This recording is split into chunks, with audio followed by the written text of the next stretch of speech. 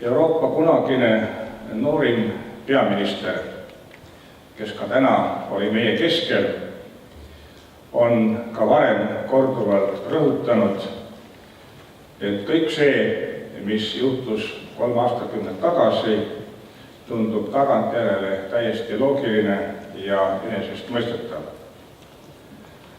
Ja ma jagan tõepoolest Mart Laari mälupilti ja võin ka enda poolt kinnitada, et 3 aastakümmet tagasi ja ka järgnenud aastatel ei olnud kõik sugugi nii enesestmõistetav ja ma mäletan väga hästi ka neid mälupilte, kui inimeste peale, kes rääkisid 30 aastat ja veidi rohkem tagasi sellest, et Eesti saab veel meie ajal vabaks, nende inimeste peale vaadati natuke imeliku pilguga ja kui neid just päris hulludeks ei nimetatud, siis natukene ebanormaalseteks küll.